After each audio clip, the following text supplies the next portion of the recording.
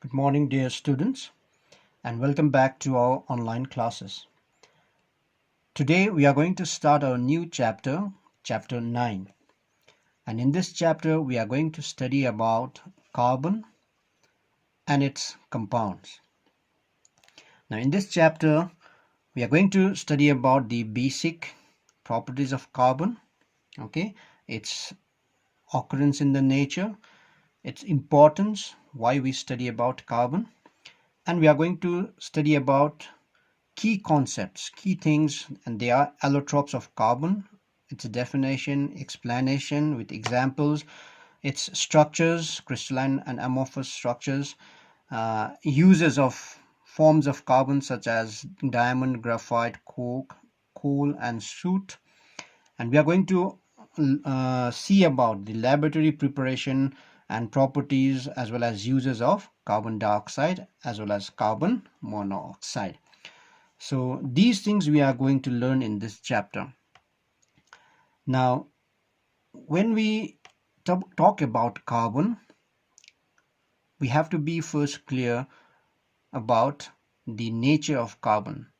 The first important nature of carbon is carbon a metal or non-metal? Carbon is non-metal. So it is non-metal. Okay, although its some form exists in solid form such as diamond. Diamond is the hardest substance present until now. Now this diamond, although it is hard, brittle, okay, but still it is non-metal. Graphite is another example.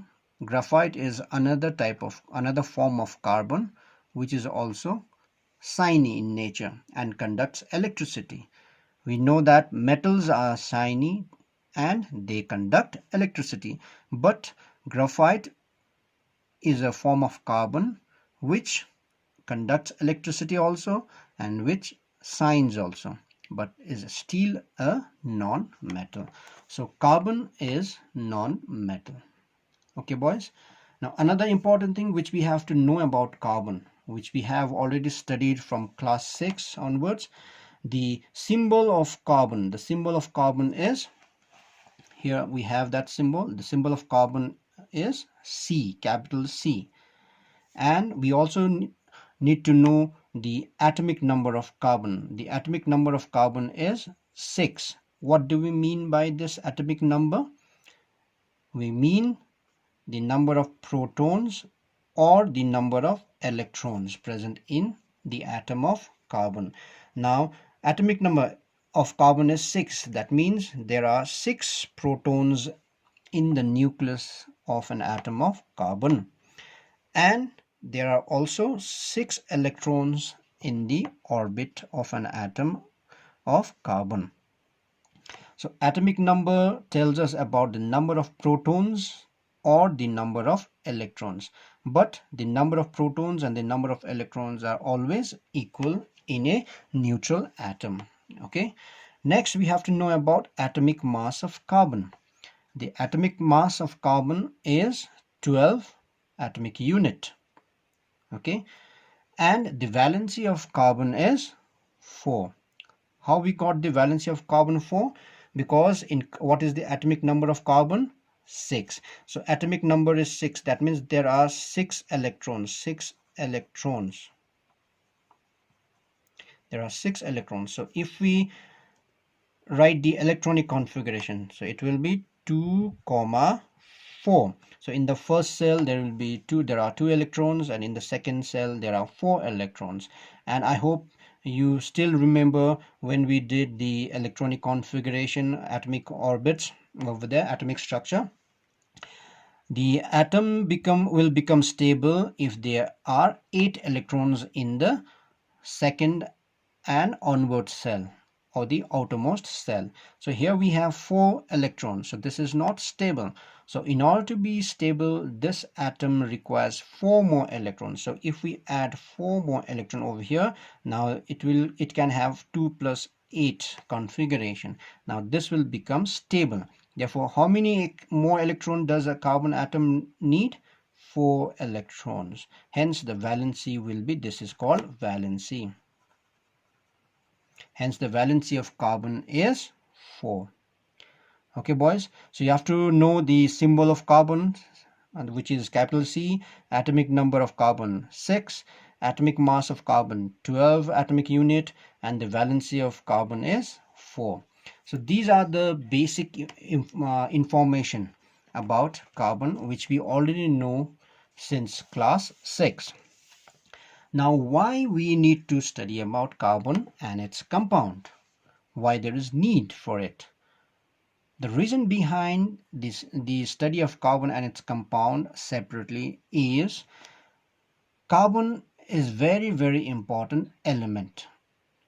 It forms more compounds than any other elements, and it is a major chemical constituent of most of organic matters. All the organic acids which we get, such as lemons, lime juice, oranges, all this organic compounds, they contain carbon as one of the important constituents.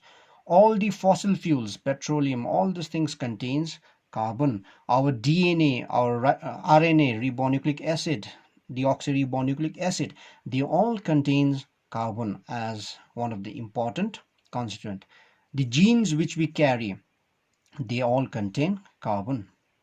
And carbon are also present in proteins, which makes our body. Carbon is also present in fuels which we use in our everyday life to do our different activities. Hence, this carbon.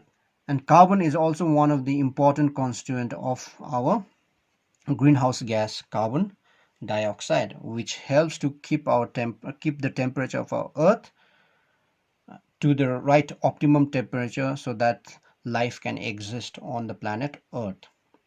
So because of this, so many benefits of carbon and so many influence of carbon in different things present around us, carbon is very important element, and therefore the study of carbon and its compound becomes necessity.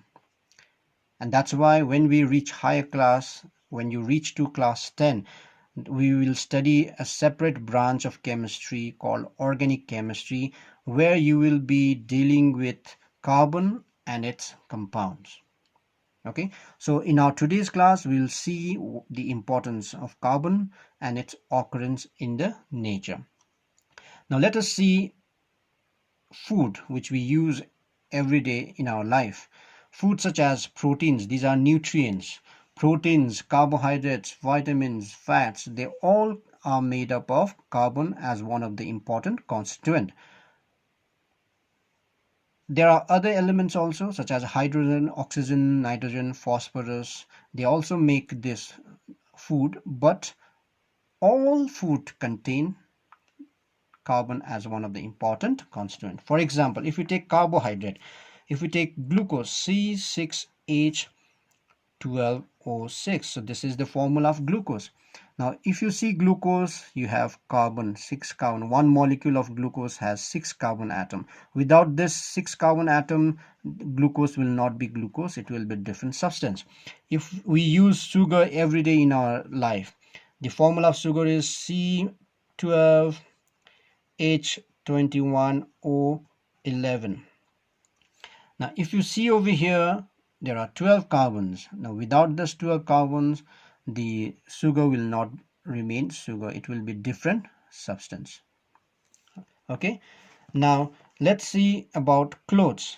Now if we see clothes, now clothes are made up of different type of materials, and the different materials such as cotton, wool, silk, nylon, terylene, they are all made up of carbon as one of the important constituent. Apart from carbon, they also contain hydrogen, oxygen, and nitrogen, but carbon is present in all different types of materials that makes our cloth. Now if we talk about fuels like petrol, kerosene, diesel, liquefied petroleum gas, the fuel which you use at home to cook our food, compressed natural gas CNG, which is used to run motor vehicles or even used to cook food, they are all made up of carbon as one of the important constituent. And apart from carbon, hydrogen also plays very important role in all this compounds or fuels. Now let's move to another product, that is plastics. Now human beings developed plastics to make our life easy, so that we can carry things easily, we can wrap things easily, we can keep our things safely without being damaged by water. So for this different purposes plastics were made. But as the time passed, human beings started using plastic excessively, due to which now the time has come when plastic has made the existence of humans as well as other living things in danger. That's why now we are against the use of plastic, because the excessive uses of plastic will not make our earth worth living for our future generations. Now these plastics which were made initially for to make our life better, but now it has excessive uses of plastic has made our life unhealthy. So these plastics are also made up of polythene, contains carbon, PVC, the toilet pipes, our this household water pipes, they are made up of carbon, PVC, polyvinyl carbon, and polystyrene. These are different types of plastics which we use in our everyday life, at home, at school, in the market, okay? And they all are made up of carbon as one of the important constituent. Let's go to another important substance that we use in our everyday life, medicines. The medicines such as antibiotics, analgesics, and antibiotics, they are all made up of carbon as one of the important substance. Now, antibiotics are those drugs which are consumed or which are used to reduce our body temperature when we suffer from fever. Example of antibiotics can be paracetamol. This is a paracetamol, and this is antibiotics, which reduces our body temperature. Another drug or medicine is analgesic, which we use to reduce pain in our body. They are painkillers. Again, this paracetamol can be used both as antibiotics as well as analgesics. The paracetamol is also used as painkiller. Another medicine is antibiotics. Now, antibiotics are those medicines which are used to kill bacteria or reduce the growth of bacteria entered inside our body, which might cause infection, and those type of infections are called bacterial infections. Okay, so when we suffer from bacterial infection, doctors prescribe us antibiotics. For example, example of antibiotics can be amoxicillin, and this amoxicillin is an antibiotic tablet which was prescribed to me by my doctor when I was suffering from urine infection, a bacterial infection. So at that time I have to consume this antibiotic amoxicillin. Okay, so amoxicillin are those antibiotics which reduces which kills the bacteria or reduces their growth in our body. So apart from these, we also have other different products such as wood, paper, paints, ink, whatever you can think of around us. Most of them contains carbon as the important substance. So these are the different examples where we can find carbon. That means carbon has influence in most of the things present around us, which are very important for our everyday activity. Hence, we think that carbon is very important element, and therefore it becomes a necessity to study about carbon and its compound. Okay, In the nature, we find carbon in our atmosphere, and its percentage we have learned from the beginning from class 4. It is around 0.032% of Earth's crust. Although its percentage is very, very small compared to nitrogen, okay, where nitrogen is almost 79%, but its presence, this much presence is enough to make this particular element very, very important for all the living things living on the planet Earth. Now, in the free state, in the nature, in the free state means in its pure state. In the free state, carbon occurs as diamond, which is one of the most precious substance present on the earth, and also the hardest substance present on earth. Graphite is another form of carbon. Now, when I am underlining this particular graphite, I'm also showing you graphite. Can you tell me where? Can you guess where I am showing you graphite? The lead of this pencil is made up of graphite, carbon. When graphite is mixed with clay, this lead we get this lead.